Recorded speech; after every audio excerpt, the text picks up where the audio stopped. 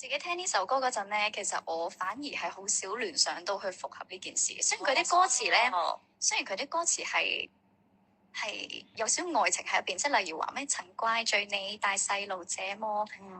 嬲了咁樣，嬲了你，係咁樣啦。跟住，但係你會有少少其實影射咗落自己度，即係例如話我曾經其實原來都係一個大細路咁樣，但係我而家成長咗啦，跟住之後咧，對於未來係有一種期望，或者係我已經吸收咗以前嘅經驗，或者我以前錯過嘅嘢，咁所以我之後唔會再 repeat 翻呢啲嘅錯誤，然後成為一個更好嘅人。所以有時咧，可能搭緊車嘅時候，自己聽呢首歌咧，會聽到眼濕濕。哇！點解啊？因為有嗰種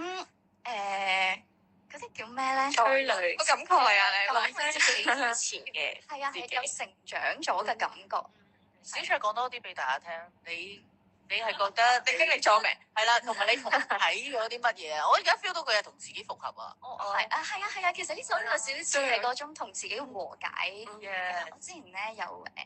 曾經有個 friend 佢喺 story 度 po 咗，就話佢聽我哋呢首歌咧，佢係雖然佢係第一次聽，但係佢聽完之後咧，佢係嗰刻即刻好有感觸，就係佢聯想翻佢之前一路追緊嘅嗰個夢想，跟住佢覺得呢首歌係帶到一個希望俾佢，同埋佢都知，即係佢一路以嚟都好辛苦，咁所以咧佢就會有一種係原來我以前行過嘅路係冇白費到㗎，我以前嘅失敗或者我以前做錯嘅事，其實係會令到我更加成長，我會離我嘅夢想越嚟越近嘅嗰種感覺，跟住我就其實係喎，呢首歌唔係淨係講愛情咁簡單㗎喎。